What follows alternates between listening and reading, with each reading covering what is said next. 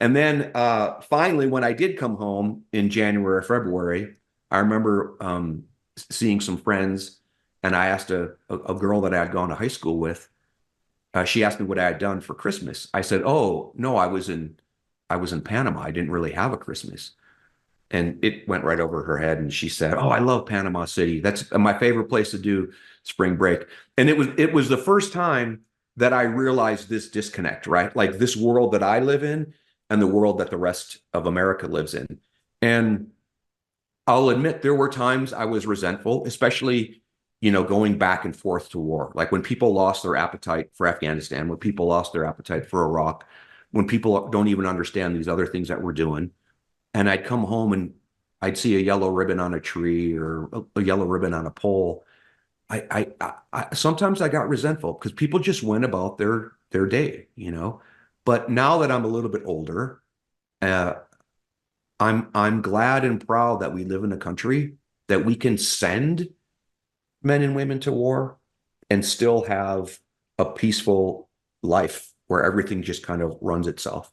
Um, and that's what it was. I mean, I was back and forth to war from 2003 until I retired in 2015, probably half the time at war. So you just kind of get used to it.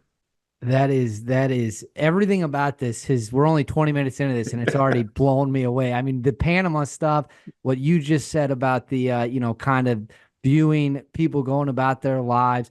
And that reminds me, because you said 2015. I'm gonna make a note here right at the end. Because that just popped a question. I don't want to give it away, but it's important Okay. for that timeline. So Panama's over. You said he had a break in service. Is that when you were going? Is that when you were in Bozeman? Yeah. So when I went to the Rangers is when I heard about Delta Force. I had never, I'm not sure if I've ever told this story before on a podcast, but I think we were in Fort Campbell, Kentucky training.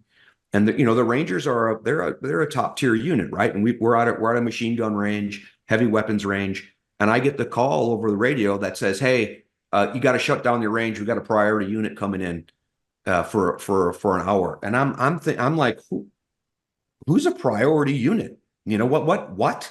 Who's trumping this Ranger sergeant? And this black helicopter lands, and a bunch of these older dudes get out. And I'm telling you, man, they're dressed exactly like the Chuck Norris Delta Force movie. They got jeans on, different boots, the black dyed, military jacket. The only thing they didn't have was that rope, the black watch cap on their head.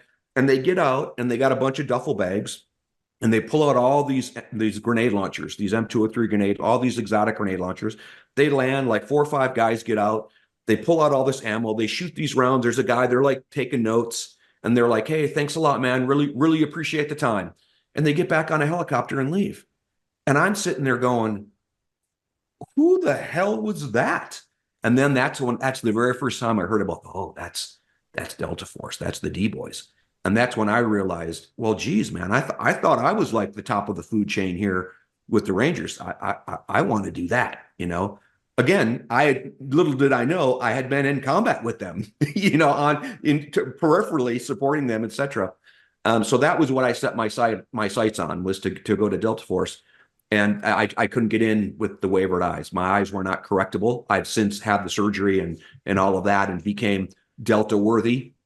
So I became kind of that bitter, angry young man who couldn't get his way. You know what I mean? And that really precipitated me getting out. I wanted to be Delta. The Army wouldn't let me. I was like, forget it. I'll go do something else. But I just didn't find that something else. My heart and soul just wanted to be a soldier, Ranger, and Special Forces, and then Delta. So when you have that break of service and you come back in, you go Green Berets for a little bit. Yeah, so I stayed in the reserves in the reserves while I was in school and ended up doing ROTC.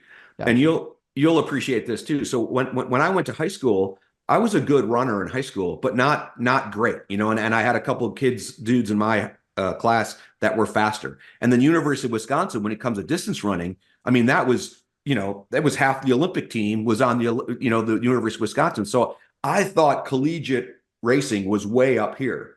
So when I got out of the military, and was training and running. And I first went to University of North Carolina, Wilmington. That's where I started, and then transferred out to Montana State. So when I remember going to the coach and saying, "Hey, I'm a runner. I'm trying to break into triathlons." I was kind of an amateur triathlete at the time.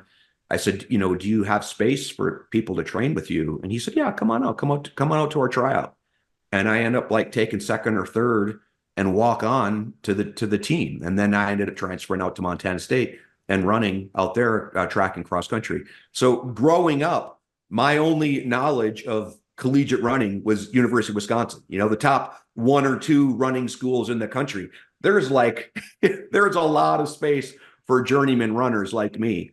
So I think that saved me to be able to compete and put all my energy and focus into something else. So I went from a team in the military to a team in running and racing, and that wholehearted commitment.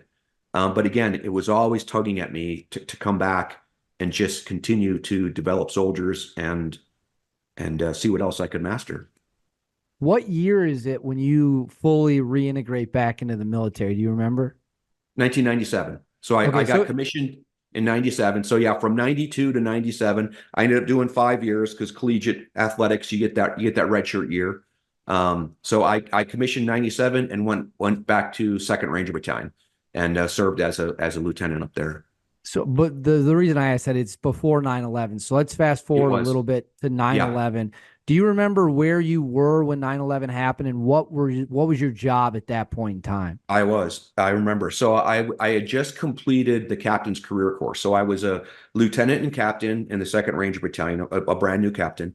And now you have to decide what you're going to do next. And I decided to go with Special Forces. So as a captain, you are qualified to try out for Special Forces. So you have a captain's career course, which you learn the tactics and strategy at that level, down at Fort Benning, Georgia. And then you went to this staff course at Fort Leavenworth, Kansas. So I was sitting in this staff course, which was boring as all get out. And it was, I don't remember how many weeks long. And that's when 9/11 happened. So I definitely felt like a fish out of water. Like watching those Rangers jump into Afghanistan and seeing and hearing about my mates that were already in the fight, that was painful. But I had a road that I had to travel first. So from that staff course is when I ended up going to selection and the Q course for Special Forces.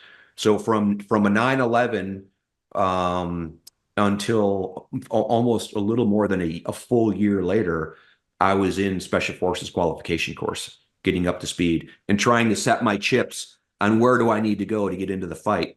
And it was 10th group. I mean, it was 10th group and 5th group. 5th group because they had that region of the country, and 10th group because they still had leftover relationships from Desert Storm with the Kurds. So after Desert Storm ended, we had this years of relationship called Provide Comfort, where we supported the Kurds, had that demilitarized no-fly zone between Iraq and those and the adjoining countries. So there was relationships there. So it was 5th group or 10th group. I've always loved the mountains. Fort Carson in Montana, Fort Carson in Colorado is very much like Montana. So I set the conditions to get to 10th group, and I wasn't there but a few months, and then we were off to Iraq.